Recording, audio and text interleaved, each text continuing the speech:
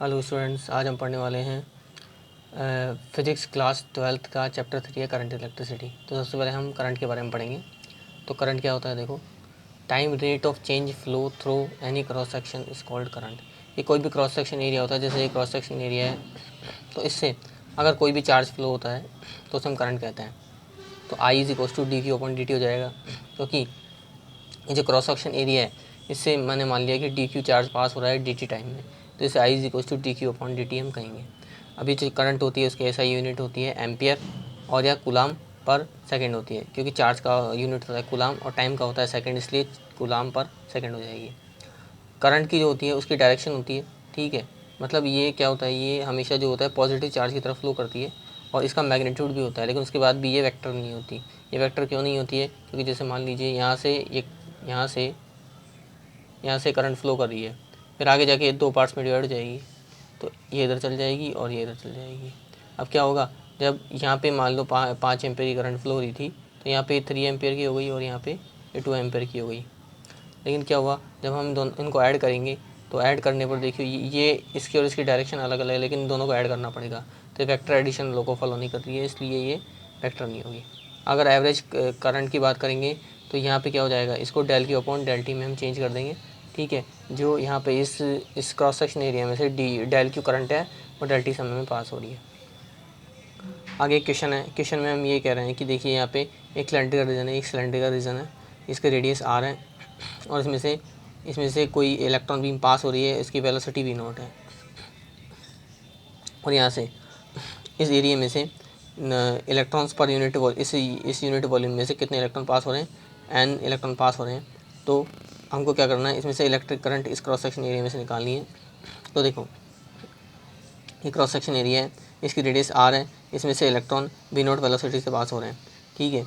अब यहाँ से जैसे मान लीजिए यहाँ ये वाले इस एरिया की हम बात करें, यहाँ से हमको निकालना है, तो यहाँ से यहाँ तक की डिस्टेंस डी टी मान लेते हैं और वेलोसिटी वी नॉट मान लेते हैं। तब क्या होगा, करंट होती है D Q upon D T. अब अगर हमें चार्ज निकालना है तो चार्ज कैसे निकालेंगे, इसके अंदर देखो, इसके अंदर इसमें हमने मान लिया इसमें से एन इलेक्ट्रॉन पास हो रहे हैं, जैसे कि हमने दे रखा है, तो एन हो गया।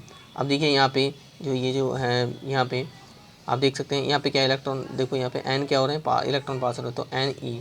अब इसके अलावा आप देखेंगे कि यहाँ पे इसका वॉल्यूम निकालेंगे, तो वॉल्यूम के लिए वॉल्यूम जो होगा, जब आप बात करेंगे वॉल्यूम जो होगा वो एरिया इंटू लेंथ के इक्वल हो जाएगा। तो इसमें इसका एरिया हो जाएगा पाई आर स्क्वायर, क्योंकि इसकी रेडियस आर है और जो लेंथ है वो वी नॉट डी टी है, ठीक है। तो N pi R square V naught D T और ई इलेक्ट्रॉन है जो कि इससे पास हो रहे हैं। अब I is equals to D K upon D T होता है, ठीक है, तो इसमें डी टी का डिवाइड देंगे, डी टी से डी टी कैंसिल हो जाएगा, तो N pi R square E V naught हो जाएगा। तो यहाँ पे इसका ये आंसर हो जाएगा।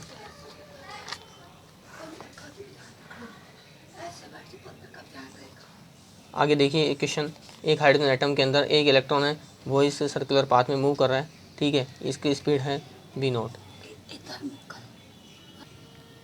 यहाँ पे एक हाइड्रोजन एटम है जिसके अंदर पॉजिटिव चार्ज है और ये इस सर्कुलर पाथ में मूव कर रहा है, इसकी स्पीड है वी नॉट, ये इसकी स्पीड है वी नॉट, इस वी नॉट से ये मूव कर रहा है इस सर्कुलर पाथ में, ठीक है, इस सर्कुलर पाथ में मूव कर रहा है और इसकी यहाँ से यहाँ तक की रेडियस कितनी है, आर नोट है। यहाँ से इसकी सर्कुलर पाथ की रेडियस कितनी है, आर नोट है, और ये इलेक्ट्रॉन इसके अंदर मूव कर रहा है, ठीक है। तो इक्विवेलेंट करंट निकालनी है। अब यहाँ से देखो इक्विवेलेंट करंट कैसे निकालेंगे कि ये जो क्रॉस सेक्शन एरिया है इससे कितनी करंट पास हो रही है।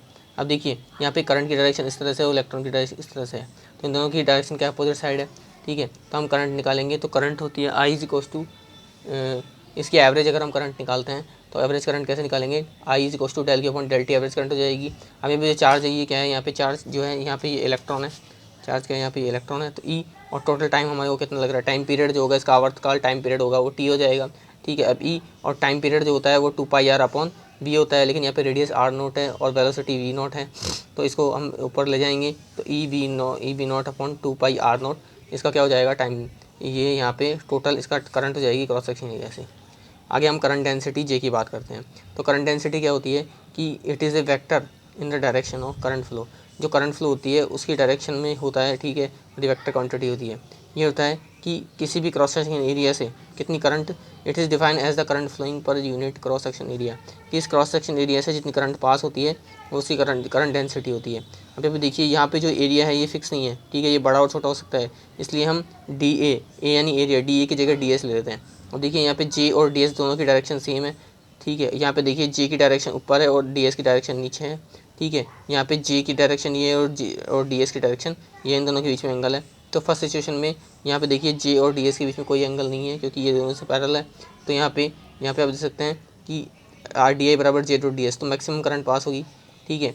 और इस वाले सेक्शन में आप बात करेंगे, इस वाले सेक्शन में इन दोनों के बीच में एक एंगल कितना है, 90 है, इन दोनों के जे और डी एस के बीच में एंगल कितना है, 90 है, ठीक है। तो यहाँ पे आप देख सकते हैं जो करंट जाएगी वो ज़ीरो हो जाएगी। और इस वाले में हम बात करेंगे थर्ड वाले में, क्योंकि देखिए जो जे सेक्शन हम जो करंट निकाल रहे हैं वो जे डॉट डी एस ही होगी, तो जे डी एस कोस थीटा हो जाएगा। अब कोस जीरो की वैल्यू 1 होती है तो जे डॉट डी एस हो जाएगा। और 90 में क्या करेंगे, कोस 90 वाली 0 होती है तो ये 0 हो जाएगा, ठीक है। आप देख सकते हैं मैक्सिमम करंट कब फ्लो होगी, जब ये दोनों एक दूसरे के पैरेलल डायरेक्शन में होंगे। आगे हम बात कर सकते हैं, आगे देखिए कि ये एक सिलेंड्रिकल रीजन है, इसकी रेडियस आर है, उसमें से करंट आई फ्लो हो रही है। अब करंट डेंसिटी है सभी पॉइंट पे वो यूनिफॉर्म है, इसमें सभी पॉइंट पे करंट डेंसिटी यूनिफॉर्म है, इसलिए हम उनको जे नोट मान सकते हैं। अब इसमें करंट पता नहीं इस कंडक्टर में, जिसकी रेडियस आर है, तो डी आई बराबर जे डॉट डी एस हमने निकाल लिया। और अब यहाँ पे हमने देखा था इस सभी पॉइंट पे जो करंट डेंसिटी है वो सेम है, जे नोट है, तो जे बराबर जे नोट हो जाएगा डी एस और कोश थीटा आ जाएगा। अब दोनों की डायरेक्शन सेम है, ठीक है, दोनों की डायरेक्शन सेम होगी, ठीक है, तो यहाँ पे दोनों के बीच का एंगल 0 डिग्री हो जाएगा, तो जे डॉट डी एस हो जाएगा। अब टोटल करंट हमें निकालनी है तो इंटीग्रेशन कर देंगे हम।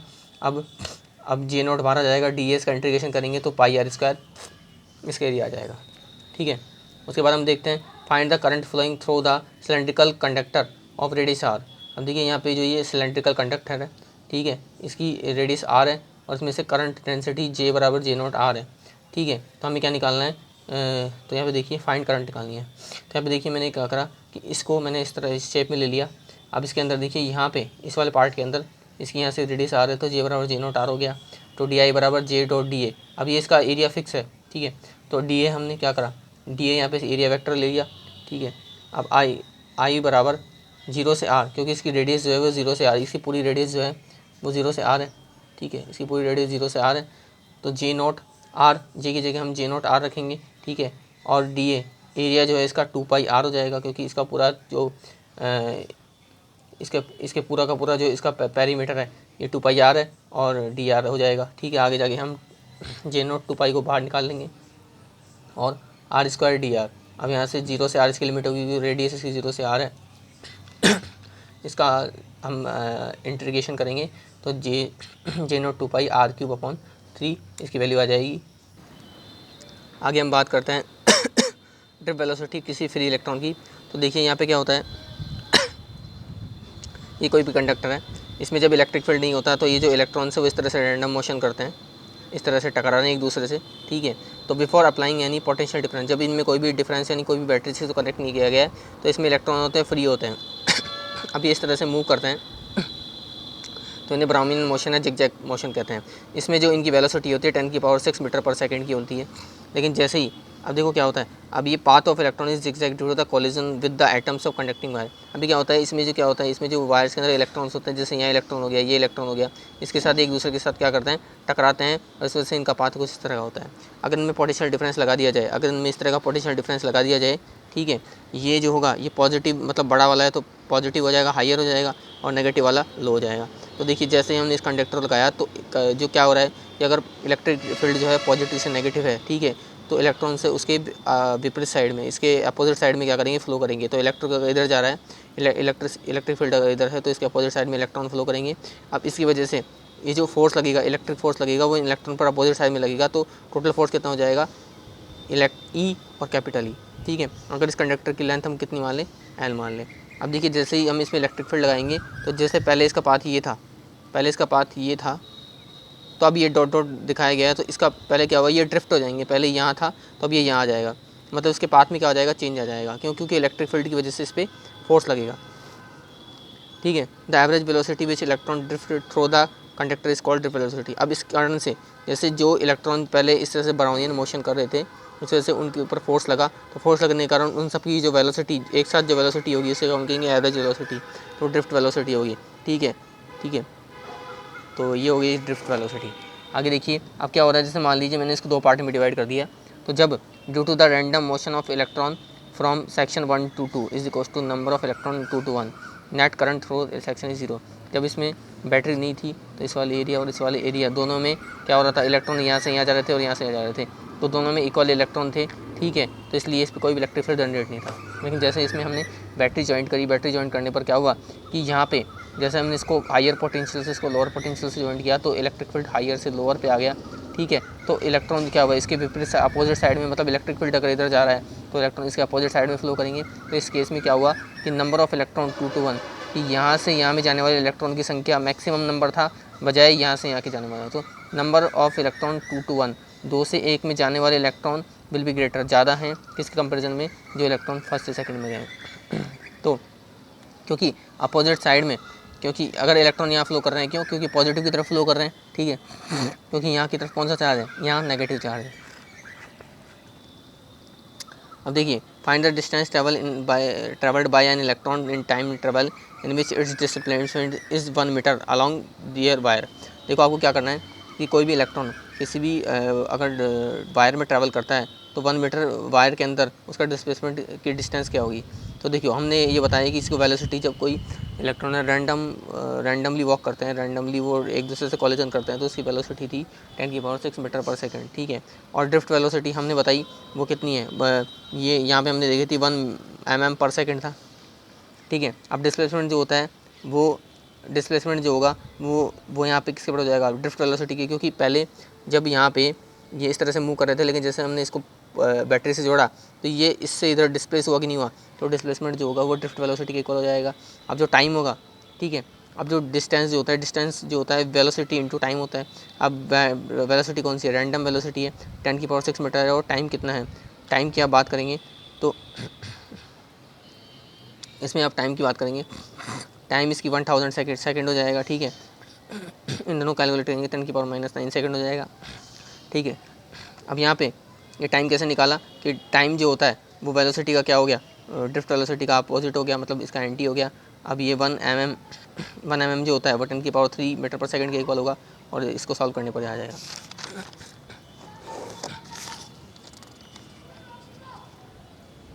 आगे हम देखते हैं relation between drift velocity and current. Drift velocity current भी क्या रिलेशन है, हमने कोई सिलेंड्रिकल कोई कंडक्टर माना। अब इसके छोटा सा हमने क्या लिया, एक छोटा सा पार्ट लिया, ठीक है। यहाँ से कोई भी जो इलेक्ट्रॉन फ्लो हो रहे हैं इनकी ड्रिफ्ट वेलोसिटी वी मान ली, यहाँ से इलेक्ट्रिक फील्ड हमने ई मान लिया, इसमें चार्ज क्यू है, और यहाँ से यहाँ तक की डिस्टेंस डी टी है। अब मैंने माना कि N is a number of charge per unit volume, इस पर यूनिट वॉल्यूम से एन नंबर ऑफ चार्ज निकल के जा रहे हैं, एन नंबर ऑफ क्यू निकल के जा रहे हैं, तो Q is the charge on the carry, जो यहाँ से चार्ज निकल के जा रहे हैं वो क्यू मान लिया। और इस एरिया, ये जो एरिया है इसका ये क्या है, इसका क्रॉस सेक्शन एरिया जो है इसको किस मान लिया मैंने, ए मान लिया। अब I is equal to D Q upon D T होता है, ठीक है। अब डी क्यू क्या हो जाएगा, यहाँ पे जो आपका डी क्यू हो जाएगा वो N D V multiply Q हो जाएगा। क्यों, क्योंकि यहाँ पे एन नंबर ऑफ इलेक्ट्रॉन निकल के जा रहे हैं, ठीक है, एन नंबर ऑफ चार्ज है, तो एन क्यू किस में से निकल के जा रहे हैं, इस वॉल्यूम के क्रॉस सेक्शन, इस वॉल्यूम के जो ये इस वॉल्यूम से निकल के जा रहे हैं, तो टोटल वॉल्यूम वी है, तो इसका कितना हो जाएगा, इसका पर यूनिट वॉल्यूम डी वी हो जाएगा, तो एन डी वी क्यू। अब आप जानते हैं कि जो वॉल्यूम होता है वो एरिया और लेंथ के बराबर होता है, तो एन ए एरिया हो गया और बी डी डी टी क्या हो जाएगी, इसकी लेंथ जाएगी, ठीक है।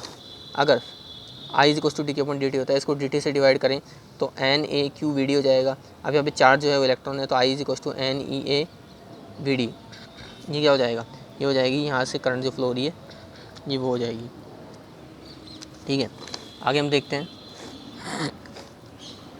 Relaxation time. तो रिलैक्सेशन टाइम क्या होता है, the average time between two successive collision suffered by an electron with the atom in the conductor is called the relaxation time. मतलब ये हो गया कि जब कोई भी जो चार्ज है वो यहाँ से यहाँ तक कॉलिजन करता है और फिर वो यहाँ से यहाँ तक कॉलिजन करता है, तो यहाँ से यहाँ तक जब वो टकराता है तो उसके बीच का जो टाइम होता है वो उसे रिलैक्सेशन टाइम कहते हैं, इसे टॉ से रिप्रेजेंट करते हैं।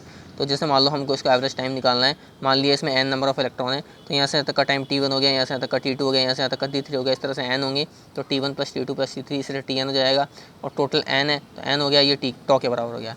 अब रिलैक्सेशन टाइम, अगर मान लीजिए इसका टेम्परेचर बढ़ाएंगे तो इसका टाइम यहाँ से यहाँ तक ये जल्दी पहुँचेगा, तो इसका टाइम कम हो जाएगा। तो रिलैक्सेशन टाइम किस पे डिपेंड करता है? टेम्परेचर पे। अगर टेम्परेचर इंक्रीज़ करेंगे तो इसका टाइम क्या हो, ये क्या हो जाएगा, टो क्या हो जाएगा, डिक्रीज हो जाएगा। अब देखिए ड्रिफ्ट वेलोसिटी क्या होगी।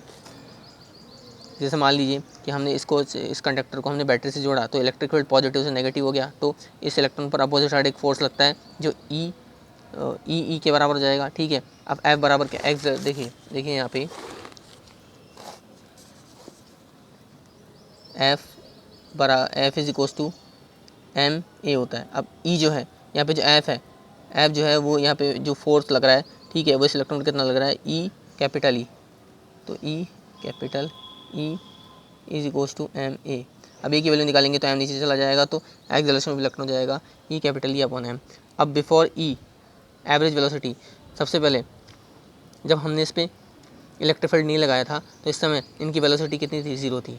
ठीक है, अब जैसे ही, तो यहाँ पे देखिए टोटल वेलोसिटी इनकी 0 थी, तो इनिशियल वेलोसिटी हमने u मान ली, तो u1 u2 u3 इस तरह से n तक लगा दोगे 0 के बराबर हो जाएगी। ठीक है, तो ये पूरा का पूरा, तो इसका जो मोमेंटम है एम यू से रिप्रेजेंट करेंगे, तो एम u1 u2 u3 वो UCM ये 0 के बराबर हो जाएगा। तो अगर इन सभी का मास जो है वो एम ऑफ ई मतलब मास ऑफ इलेक्ट्रॉन मान लें तो ये हो जाएगा। अब अगर आप बात करें इसमें अप्लाई इलेक्ट्रिक फील्ड अप्लाई किया, ठीक है, तो इनकी वेलोसिटी वी डी हो गई, जो v1 v2 v3 इससे लेके vn तक होगी। ठीक है, तो यहाँ पे आप देख सकते हैं अगर ये फॉर्मूला होता है v is equals to u plus A T, तो v1 is equals to u1 और a की वैल्यू ई अपॉन एम और टाइम t1 हो जाएगा, इस तरह से u2 हो जाएगा।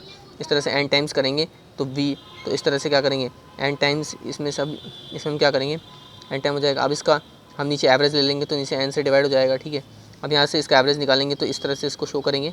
अब इसकी इनिशियल वेलोसिटी इलेक्ट्रिक फील्ड नहीं था तो 0 थी और ये टाइम t हो गया, तो इस तरह से बी ड्रिफ्ट वेलोसिटी कितनी आ गई, ई अपॉन एम, और ये जो टाइम है टोटल टाइम हमने टॉ के बराबर मान लिया।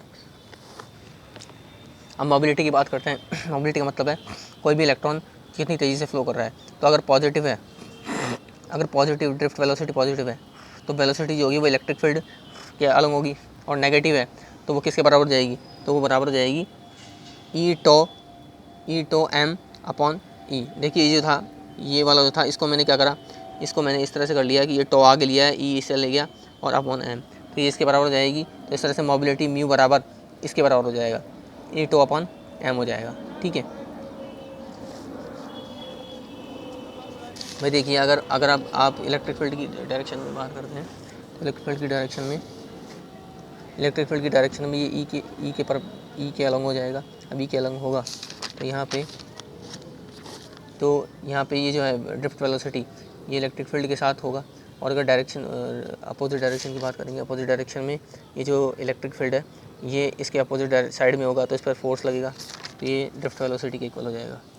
अब ओम्स लॉ ये बताता है कि जैसे हमने कोई सर्किट बनाया जिसमें रेजिस्टेंस है और इसमें बैटरी है और इसमें एमीटर है। अब इसमें वेरिएबल रेजिस्टेंस हमने जोड़ दिया, आगे वोल्ट मीटर लगा दिया, तो यहाँ पे क्या होता है कि ये इसके स्लोप पे डिपेंड करता है। अगर स्लोप बिल्कुल v और i का स्लोप बिल्कुल सीधा आता है तो वो ओमिक रेजिस्टेंस होगा, और अगर थोड़ा कर्व्ड आ गया तो वो नॉन ओमिक रेजिस्टेंस होगा। अब यहाँ से मान लीजिए कि i के साथ थीटा कौन बना रहा है, तो ये इसकी टेंजेंट होती है, जो y बराबर आपने देखा होगा y बराबर mx, तो यहाँ पे जो m होती है ये इसकी टेंजेंट होती है। ठीक है, तो यहाँ पे जो टेंजेंट होगा ये टेन थीटा होगा और ये r पे डिपेंड करेगा।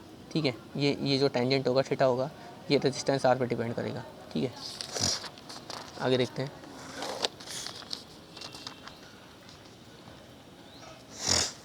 अब ओम्स लॉ हम जानते हैं कि कोई कंडक्टर है, इसको हमने बैटरी से जोड़ दिया, ये पॉजिटिव है, ये नेगेटिव है। अब इसका क्रॉस सेक्शन एरिया है, इसकी लेंथ L है, तो E बराबर V अपॉन L, ये होगा यूनिफॉर्म कंडक्टर के लिए E बराबर V अपॉन L। ठीक है, क्योंकि इलेक्ट्रिक फील्ड जो हो गया ये वोल्टेज और लेंथ दोनों पे डिपेंड कर रहा है, ये इसमें वोल्टेज और इसकी लेंथ इस दोनों पे डिपेंड कर रहा है। तो I बराबर NE VD हमने पढ़ा, और VD बराबर ई टो अपॉन एम है। ठीक है, इस BD की जगह हम ये रख देंगे।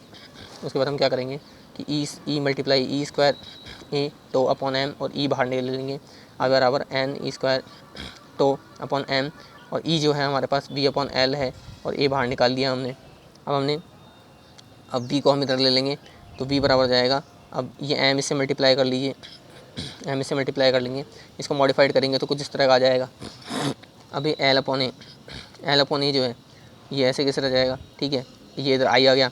अब B is equal to I R होता है, ठीक है। अगर हम क्या करें, अगर हम यहाँ पे अब B is equal to I R हो गया, ठीक है। अब यहाँ पे जो ये एल अपॉन ए है ये ज्योमेट्रिकल प्रॉपर्टीज़ है, ठीक है। मतलब ये वो प्रॉपर्टीज़ है जो ज्योमेट्रिकली काम में आ सकती है। और ये जो एम एन स्क्वायर टू है ये मटेरियल प्रॉपर्टी है जो मटेरियल पे डिपेंड करती है, ठीक है। तो यहाँ पे देखिए V is equal to I R होता है, तो वी इज इक्वल टू, अगर इसको हम देखिए यहाँ पे इसको हम आर, ये पूरा का पूरा आर हो जाएगा, ये पूरा का पूरा आर हो जाएगा, ठीक है। आर हो जाएगा तो आप ये देख लीजिए वी इज इक्वल टू, ये पूरा का पूरा हो गया और ये हमने आर मान लिया, ठीक है। अब यहाँ पे देखिए क्या होता है कि आर बराबर टो एल अपॉन ए। यहाँ पे जो ये रो है ये रजिस्टिविटी कहलाती है, और रजिस्टिविटी जो होगी ये इसके क्रॉस सेक्शन एरिया ए और लेंथ एल पे डिपेंड करेगा।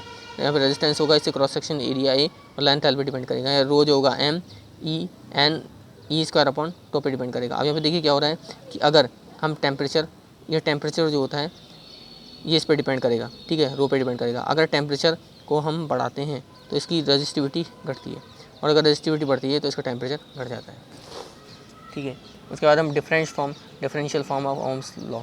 अब देखिए तो यहाँ पे देखिए क्या होता है कि किसी वायर के अंदर जो इलेक्ट्रिक फील्ड होता है उसके वोल्टेज और उसकी लेंथ पे डिपेंड करता है। अब B is equal to M L N E square tau A I हो गया। अब L upon L V upon L जो होता है वो ई के बराबर होता है और एक पूरा टो है, तो और आई अपॉन ए जो होगा यहाँ से मॉडिफाइड करने के बाद भी जे हो जाएगा, तो जे बराबर 1 अपॉन रो ई हो जाएगा। अब इसको आप इस तरह से भी लिख सकते हैं, और जे बराबर, और ये जो 1 अपॉन रो, ये यहाँ पे जो 1 अपॉन रो होता है ये इस तरह का सिग्मा होता है जिसको हम कंडक्टिविटी कहते हैं, ठीक है। तो हम कह सकते हैं कि जो करंट डेंसिटी है वो इलेक्ट्रिक फील्ड पर डिपेंड करेगी, ठीक है। तो in a conductor at any point current density is directly proportional to the electric field slide straight to the point. अब देखिए क्या हो रहा है, यहाँ पे हमने कंडक्टर ले लिया, ठीक है। यहाँ पे इसका एरिया हमने ए नोट मान लिया, और यहाँ पे इसका एरिया कितना है 3 ए नोट। इसमें से करंट यहाँ से यहाँ इक्वली फ्लो हो रही है। हमने ई 1 अपॉन ए टू और V D 1 upon V D two, V D 1 यानी ड्रिफ्ट वेलोसिटी में फाइंड करनी है। तो हम जानते हैं ई बराबर रो जे, ई बराबर रो जे होता है, ठीक है। ई 1 के लिए क्या हो जाएगा ई 1 अपॉन ई 2। अब रो तो मतलब जो कंडक्टिविटी सभी के लिए सेम रहेगी, लेकिन जो करंट डेंसिटी है इसमें और इसमें अलग अलग हो जाएगी, ठीक है। तो ई बराबर जी ई 1 अपॉन ई 2 बराबर जे 1 अपॉन जे 2। अब जी होता है आई अपॉन ए, करंट भी सेम है लेकिन एरिया अलग अलग है, इसका एरिया कुछ और है, इसका एरिया कुछ और है, तो आई अपॉन ए 1 अपॉन आई और ए 2। तो आई से आई गया तो ए 2 अपॉन ए 1 आ गया और ये 3 के इक्वल हो गया। अब बी डी जो होता है ई टो एम अपॉन ई हो जाएगा। अब यहाँ पे जो ये है इसको हम कांस्टेंट मान लेते हैं, तो बी डी ई के प्रोपोर्शनल हो गया।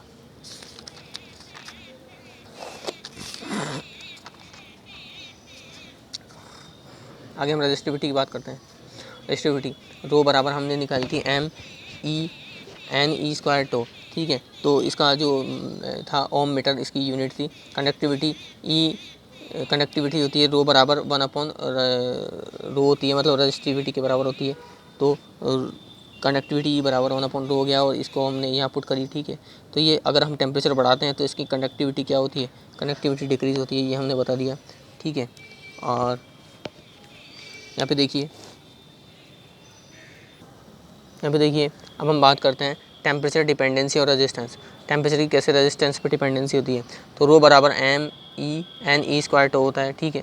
अब टेम्परेचर बढ़ाते हैं तो इसका रिलैक्सेशन टाइम है वो बढ़ता है, और कंडक्टिविटी इसका जो ये है रो की वैल्यू बढ़ती है। अब एक्सपेरिमेंट हमने देखा कि जो रो होता है वो इस पर टेम्परेचर पे डिपेंड करता है, ठीक है। तो अब देखिए यहाँ पे क्या हो गया कि यहाँ पे हमने देखा कि अल्फ़ा जो होगा वो कोफिशिएंट होगा रेजिस्टिविटी का। तो यहाँ पे देखो यहाँ पे क्या होगा कि डी रो बराबर अल्फ़ा वो रो अल्फ़ा डी टी हो गया, ठीक है। अब यहाँ से अल्फ़ा नीचे चला गया तो अल्फ़ा डी टी हो गया। अब टेम्परेचर मैंने इनिशियल मान रहा था टी नोट था, ठीक है, फिर बाद में टी हो गया, ठीक है। इन दोनों को करा तो ये आ गया log N rho upon rho naught, और अल्फ़ा हमने लिमिट रखी टी माइनस टी टोन, या फिर इसको हमने डेल टी भी मान लेंगे, और इस हम लॉग को इधर लेके जाएंगे तो ई की पावर में आ जाएगा, तो कुछ इस तरह का हो जाएगा। अब अगर हम अल्फ़ा टी को 1 से बिल्कुल छोटा मान लें तो ठीक है, ये क्या होता है, अब जो ई की पावर एक्स होती है 1 plus x upon x square इस तरह का होता है। तो इसको हायर टर्म्स को नेगलेक्ट कर लो तो ई 1 प्लस एक्स हो जाएगा, ठीक है। तो ई अल्फ़ा टी को हम क्या लिख सकते हैं 1 प्लस एक्स, मतलब एक्स की वैल्यू 1 प्लस अल्फ़ा टी हो गया, ठीक है। तो यहाँ पे ई अल्फ़ा टी की जगह हम लिख सकते हैं 1 प्लस अल्फ़ा डेल टी हो जाएगा, ठीक है। अब आर बराबर रो एल अपॉन ए हम जानते हैं, ठीक है।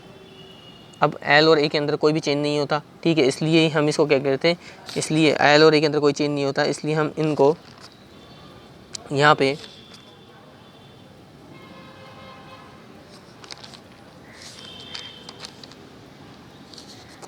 इनको ज्योमेट्रिकल प्रॉपर्टीज कहते हैं, क्योंकि इनमें कोई चेंज नहीं होता है,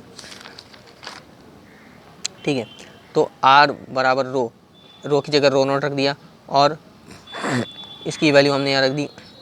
तो आर बराबर, अब यहाँ पे जो ये है रो नॉट एल अपॉन ए, इसको हमने आर नॉट के बराबर मान लिया। यहाँ पे आर नॉट जो होता है वो 0 डिग्री सेल्सियस पे क्या होता है, रेजिस्टेंस होता है। तो ये फॉर्मूला निकल के आ गया।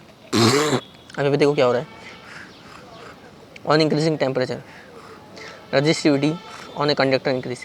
अगर हम टेम्परेचर इंक्रीज करते हैं तो कंडक्टिविटी जो होती है, कंडक्टर का रेजिस्टेंस भी इंक्रीज होता है। अगर टेम्परेचर हम ज़्यादा बढ़ाएंगे तो क्या होगा, वहाँ पे क्या होगा, इलेक्ट्रॉन क्या करेंगे, आपस में एक दूसरे से कॉलिजन करेंगे, वहाँ पे एक दूसरे से कॉलिजन करेंगे। और अगर कॉलिजन करते हैं तो कॉलिजन करने पर क्या होता है कि उनमें टक्कर होगी, और टक्कर होगी तो क्या होगा, उनके बीच का रेजिस्टेंस बढ़ जाएगा।